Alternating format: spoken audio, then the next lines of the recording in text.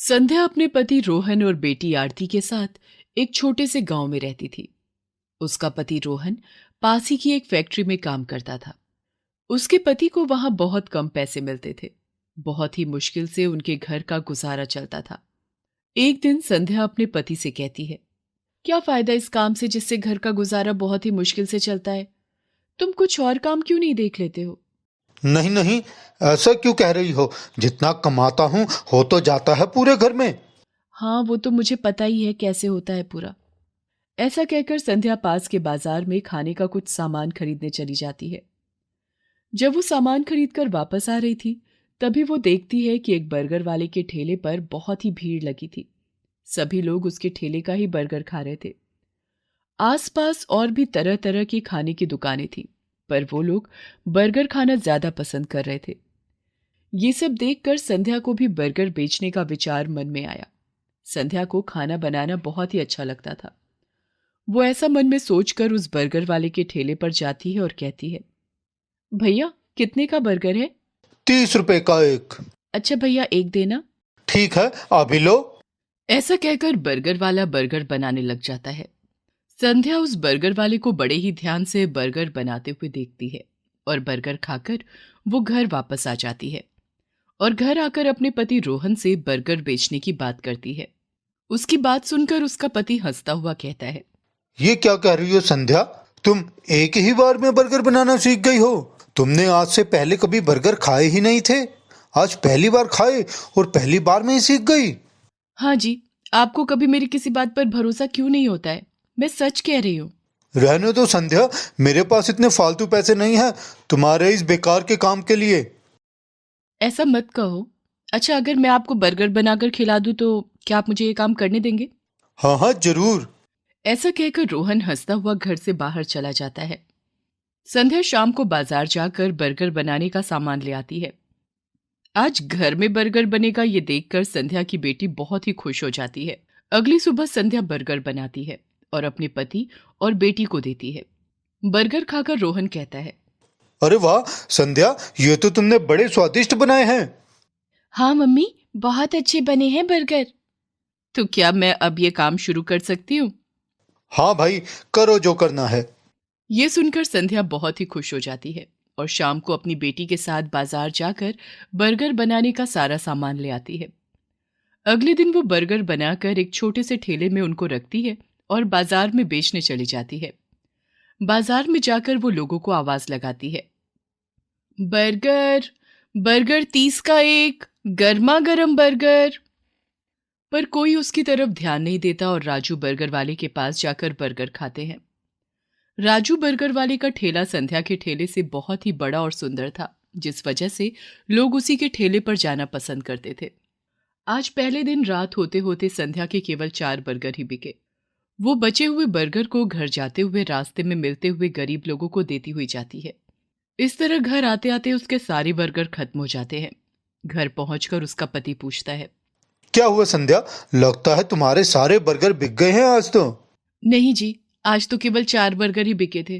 वो तो मैंने घर आते समय सारे बर्गर गरीबों में बांट दिए थे।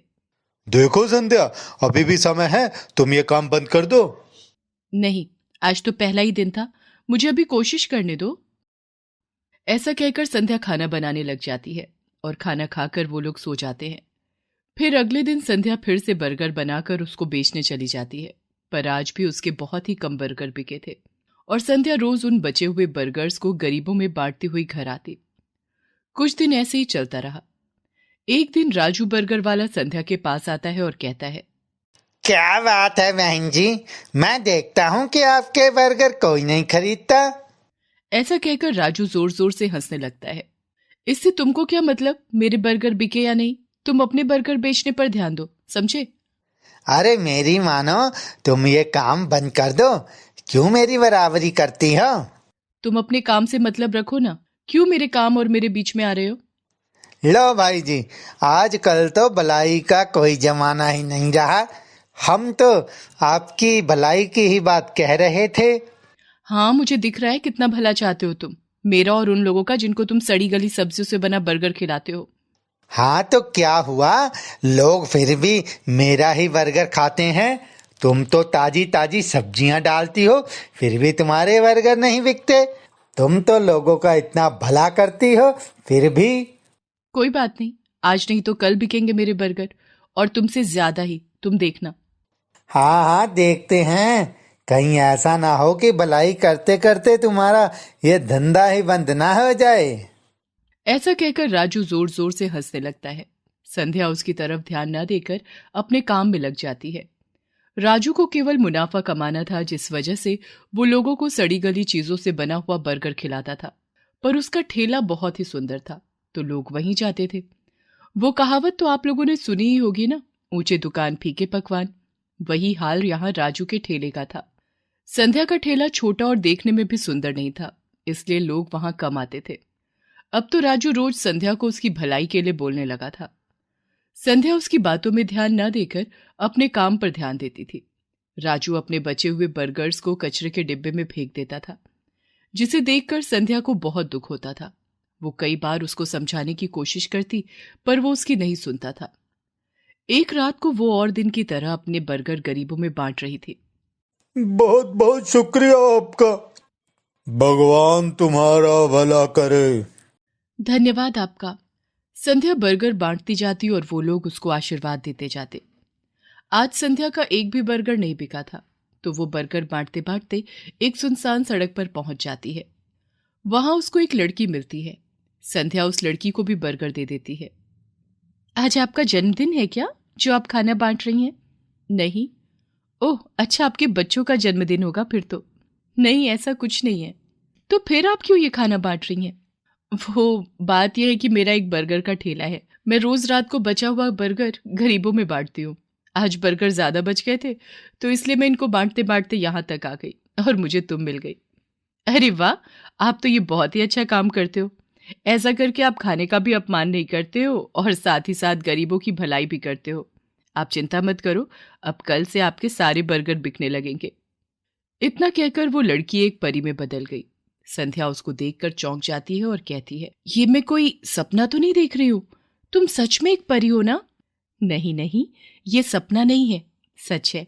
मैं एक परी ही हूँ। तुम बहुत ही नेक काम करती हो, इसलिए मेरे पास तुम्हारे लिए कुछ है, जिससे तुम्हारे सारे बर्गर बिक जाएंगे। ऐसा कहकर वो परी अपनी जादुई छड़ी घुमाती है और हवा में एक डिब्बा आ जाता है। परी वो डिब्बा संध्या को देती है और कहती है, ये लो, ये एक जादुई मसाले का डिब्बा है। इस मसाले को तुम अपने बर्गर में डालना, इससे तुम्हारे सारे बर्गर बिक जाएंगे। आपका बहुत बहुत धन्यवाद। और हाँ, ये जादुई मसाला है, इसलिए ये मसाला कभी भी खत्म नहीं होगा और तुम हमेशा गरीबों की ऐसे ही मदद करती रहना। ठीक है। ऐसा कहकर वो परी वहां से चली जाती है। उसके बाद संध्या भी घर वापस आ जाती है और अपने पति को सारी बात बताती है। अगले दिन संध्या अपने ठेले पर बर्गर बनाती है और उन बर्गर्स में वो जादुई मसाला डालती है। बर्गर्स बनाकर वो अपने ठेले पर उनको लगा देती है। जादुई मसाले की वजह से उसके बर्गर में से एक खुशबू आने लगती है। उस खुशबू की वजह से लोग उसके ठेले पर बर्गर खाने आते हैं। धीरे धीरे उसके ठेले पर भीड़ लग जाती है।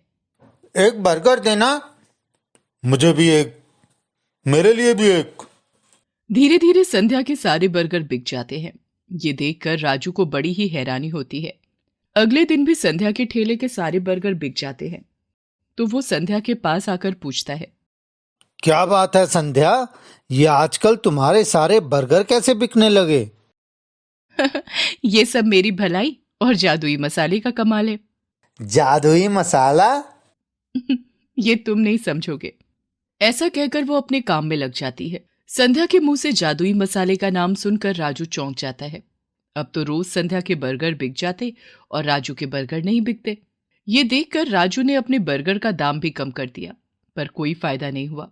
अब तो राजू को संध्या पर बहुत ही ज्यादा गुस्सा आने लगा। वो संध्या के जादुई मसाले को चुराने का एक प्लान बनाता है। वो चुपके से संध्या के घर में घुसकर वो जादुई मसाला ढूंढता है। कहाँ रखा होगा वो मसाला? जरूर वो रसोई घर में ही होगा, पर मैं कैसे पहचानूंगा कि वो एक जादुई मसाला है? वो ऐसा सोच ही रहा था कि तभी उसकी नजर एक चमकती हुई बोतल पर पड़ती है।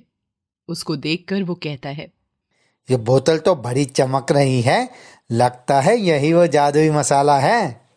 ऐसा कहकर वो जैसे ही उसको उठाने के लिए अपना हाथ बढ़ाता है, वो जादुई मसाले का डिब्बा हवा में उड़ने लगता है। राजू उसको पकड़ने की कोशिश करता है कि तभी जादुई मसाला उड़कर राजू की आंखों पर गिर जाता है। जैसे ही मसाला उसकी आंखों पर गिरता है, राजू चिल्लाता है। आ आ आ कोई बचाओ मुझे, मेरी आंखें बहुत जल रही हैं। आ आ ऐसा कहकर राजू इधर उधर भागने लगता है। भागते भागते वो घर से बाहर निकल जाता है। उस दिन के बाद से राजू ने उस जादुई मसाले को चुराने का प्लान अपने दिमाग से निकाल दिया। संध्या ने उस जादुई मसाले से बने बर्गर बेचकर अब खूब पैसे कमा लिए थे और अब उसने अपनी बर्गर की एक बड़ी दुकान भी खोल ली थी। उसके बर्गर से अभी भी वही खुशबू आती थी, इसीलिए लोग अभी भी उसकी दुकान के बर्गर खाने आते थे। अब तो संध्या के पति रोहन ने भी उसके काम में हाथ बटाना शुरू कर दिया था। संध्या दुकान बंद करने के बाद कुछ एक्स्ट्रा बर्गर बनाकर गरीबों में बांटती थी। उसको गरीबों की मदद करके बहुत ही अच्छा लगता था। गुलाबो नाम की सब्जी वाली थी जो बहुत ही सुंदर थी। वो बहुत गरीब थी, इसीलिए वो सब्जियां बेचकर अपना और अपने घर का गुजारा करती थी। उसके घर में उसकी एक बेटी थी। उसका पति अक्सर बीमार रहता था। वो कुछ काम नहीं करता था। पूरे घर का भार गुलाबो के कंधों पर ही था। गुलाबो बहुत ही हंसमुख थी। वो सबसे बहुत अच्छी तरह से बात करती थी, इसीलिए सब लोग उसी से ही सब्जियां खरीदते थे। ये लो काका, ये हरी मेथी की सब्जी आप खाओगे तो याद करोगे और काकी भी खुश हो जाएगी। गुलाबो, तू सब्जियां तो बहुत अच्छी बेचती है, लेकिन बातें भी बहुत अच्छी करती है। हरी हरी ताजी सब्जियां ले लो, हरी हरी ताजी सब्जियां ले लो। और गुलाबो वहां से आगे बढ़ जाती है। कभी कभी कुछ बदमाश लोग उसे चिढ़ाते और उसका मजाक बनाते थे। गुलाबो इस बात से परेशान हो जाती थी, पर वो अपना दुख कभी किसी से नहीं कहती थी। काम छोड़ भी नहीं सकती थी, क्योंकि सारे घर की जिम्मेदारी उसके सर पर थी। एक दिन की बात है, गुलाबो सब्जी बेचने के लिए जा रही थी, तभी कुछ बदमाश उसका पीछा करने लगते हैं। गुलाबो डर जाती है और भागती हुई एक पेड़ के पीछे छुप जाती है। अरे गुलाबो, ओ गुलाबो कहाँ चली गई? जरा हमें भी तो सब्जियां दे जा, ताजी ताजी। हे भगवान, ये बदमाश कहाँ से आज मेरे पीछे पड़ गए। कुछ देर यहीं छिपी रहती हूँ। अरे, ये सब्जी वाली कहाँ गायब हो गई? कुछ देर वो बदमाश गुलाबों को ढूंढते हैं, लेकिन उनको गुलाबो नहीं दिखती, तो वो वहां से चले जाते हैं। गुलाबो पेड़ के पीछे से बाहर निकलती है और भागकर अपने घर चली जाती है। घर पर उसकी बेटी उसे देखती है और पूछती है, माँ क्या हुआ तुम्हें? तुम इतनी घबराई हुई क्यों हो? क्या हुआ माँ, कुछ बोलो भी। अरे नहीं बेटी, कुछ नहीं हुआ। वो बस रास्ते में कुछ बदमाश मेरे पीछे पड़ गए थे, बस उन्हीं से जान बचाकर आई हूँ। माँ, इतनी बड़ी बात हुई और तुम कहती हो कुछ नहीं हुआ? अरे नहीं बेटी, तू चिंता मत कर, मुझे कुछ नहीं हुआ, मैं ठीक हूँ। इतना कहकर वो अपनी सब्जी की टोकरी उठाती है और घर से बाहर चली जाती है। अरे माँ, आप कहाँ जा रही हो? अरे बेटी, अगर आज सब्जी नहीं बिकी तो बहुत नुकसान होगा, और फिर तुम्हारे पिताजी की दवाई भी तो लानी है, वो कहाँ से लाऊंगी? घर में तो कुछ भी नहीं है। ठीक है माँ, तुम यहीं बैठो, मैं सब्जी बेचकर आती हूँ। अरे नहीं बेटी, ये क्या कह रही हो? मैं जाती हूँ, शाम तक लौट आऊंगी, पिताजी का ख्याल रखना। ऐसा कहकर वो चली जाती है। दिन भर गुलाबो घर घर जाकर सब्जियां बेचती है। एक घर के सामने जाकर वो आवाज लगाती है, सब्जी ले लो, ताजी ताजी सब्जी ले लो, गुलाबो आई है, सब्जी ले लो। उसकी मधुर आवाज सुनकर एक औरत अपने घर का दरवाजा खोलती है और कहती है, अरे ये इतनी मीठी आवाज किसकी है? आज से पहले तो इसे कभी नहीं सुना। वो बाहर आकर देखती है तो गुलाबो खड़ी है और वो कहती है, मेम साहब सब्जी ले लो, ताजी ताजी है, अभी अभी लाई हूँ खेत से। अरे तू तो कोई नई सब्जी वाली लगती है। आज से पहले तो तुझे कभी नहीं देखा यहाँ। उसकी ताजी ताजी सब्जियां देखकर वो औरत उससे पूरी सब्जियों का टोकरा खरीद लेती है। गुलाबो बहुत खुश होती है और अपने घर की ओर चल देती है। घर पहुंचकर वो अपनी बेटी को आवाज देती है, पिंकी, पिंकी कहाँ है तू? देख मैं तेरे लिए क्या लाई हूँ। पिंकी भागती हुई आती है और कहती है, अरे माँ, तुम्हें क्या हुआ? इतनी खुश लग रही हो, लगता है आज सारी सब्जियां बिक गई तुम्हारी। हाँ बेटी, आज एक बहुत अच्छी औरत मिल गई और उसने मेरी सारी सब्जियां खरीद ली और कहा कि हर रोज मैं उसके लिए लेकर आऊं। ये तो बहुत अच्छी बात है माँ। तभी उसकी नजर माँ के हाथ पर पड़ती है। उसकी माँ के हाथ में एक थैला है। माँ, तुम्हारे हाथ में क्या है? अरे मैं तो भूल ही गई, ये तेरे लिए मिठाई लाई हूँ। तुझे पसंद है ना लड्डू? हाँ माँ, मुझे बहुत पसंद है। ये ले जा अंदर और जी भर के खा ले। पिंकी मिठाई लेकर अंदर चली जाती है। ये लो, आप भी थोड़ी मिठाई खा लो। लेकिन गुलाबो, अभी मेरी तबीयत ठीक नहीं हुई, कहीं मिठाई खाकर कुछ हो न जाए। आप खा लो, कुछ नहीं होगा। मैं जब डॉक्टर से आपकी दवाई लाई थी तो मैंने उनसे पूछ लिया था। उन्होंने कहा कि थोड़ी सी खा सकते हो। अब धीरे धीरे सब ठीक हो रहा था। गुलाबों की सब्जियां भी बिक जाती थी और अब उसके पति की तबीयत में भी सुधार होने लगा था। बस गुलाबो, तेरी मेहनत रंग लाई। अब मैं जल्दी ही काम पर जाने लगूंगा। हाँ जी, कल डॉक्टर बोल रहे थे कि बस 2-3 दिन के बाद ही आप काम पर जा सकते हो। हे भगवान, तेरा लाख लाख शुक्र है। अगले दिन गुलाबो फिर से अपना सब्जी का टोकरा लेकर निकलती है। सब्जियां ले लो, हरी हरी ताजी ताजी सब्जी ले लो। पिंकी बेटा, अभी तक तुम्हारी माँ नहीं आई। इस समय तक तो वो आ जाती है।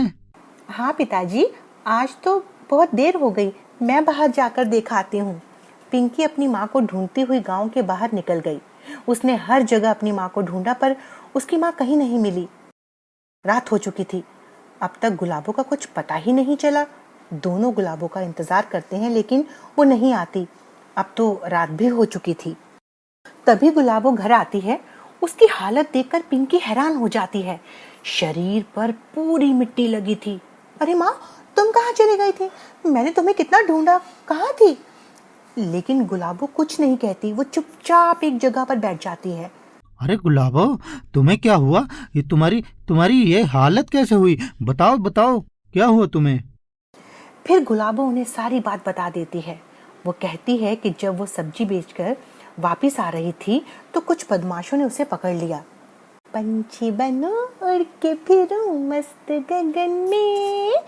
क्यों गुलाबो, बड़ी खुश नजर आ रही है। लगता है आज तेरी सारी सब्जियां बिक गई हैं। तुमसे मतलब? देखो, मेरा रास्ता मत रोको और मुझे जाने दो। हमने तो तेरा रास्ता रोक लिया, अब तू क्या करेगी गुलाबो? हट जाओ, हटो बदमाशों। गुलाबो उन बदमाशों को धक्का मारकर आगे की तरफ भाग जाती है। वो बदमाश भी गुलाबो के पीछे भागने लगते हैं।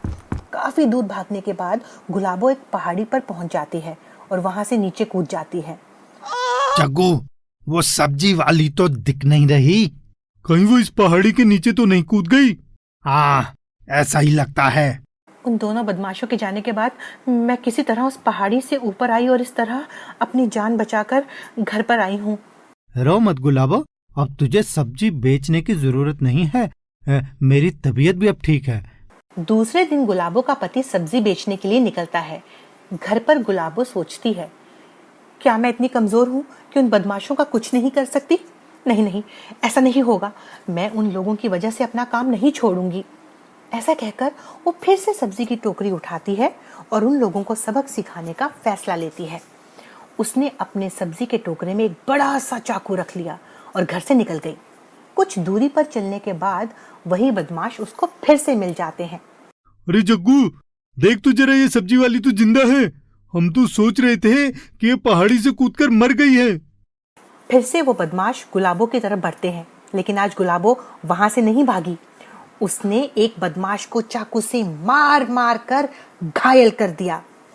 तुम बदमाशों ने शायद औरत को कमजोर समझा हुआ है, लेकिन आज मैं तुमको औरत का काली रूप दिखाती हूँ, जिसके बाद तुम कभी किसी औरत के साथ इस तरह की बदतमीजी नहीं करोगे। गुलाबों ने दुर्गा का रूप बना लिया था और वो उन दोनों बदमाशों पर टूट पड़ी थी। दोनों बदमाश अब जमीन पर गिरे हुए थे और हाथ जोड़कर अपनी जान की भीख मांग रहे थे। हमको माफ कर दो, आज के बाद हम कभी किसी को परेशान नहीं करेंगे। गुलाबो उनको वहीं पर छोड़कर आगे की तरफ बढ़ जाती है और इस तरह से उसने उन बदमाशों से अपना पीछा छुड़ाया। अपने शक्ति दिखाकर वो हैरान हो गई थी। जब उसके पति ने ये सब सुना तो उसे भी गुलाबों पर गर्व हुआ। उसकी बेटी भी बहुत खुश हुई। इस तरह अब गुलाबो और उसका पति दोनों सब्जियां बेचने लगे। कुछ दिनों बाद उन्होंने अपनी दुकान खोल ली। दोनों ने अपनी मेहनत से एक दुकान भी खोल ली और वो दोनों बहुत खुश थे। पिंकी भी अब एक अच्छे स्कूल में पढ़ने लगी थी। तो देखा दोस्तों, आपने किस तरह गुलाबों ने अपनी मेहनत और हिम्मत से अपनी जिंदगी को खुशहाल बनाया। आपको ये कहानी कैसी लगी? कमेंट बॉक्स में जरूर बताइए।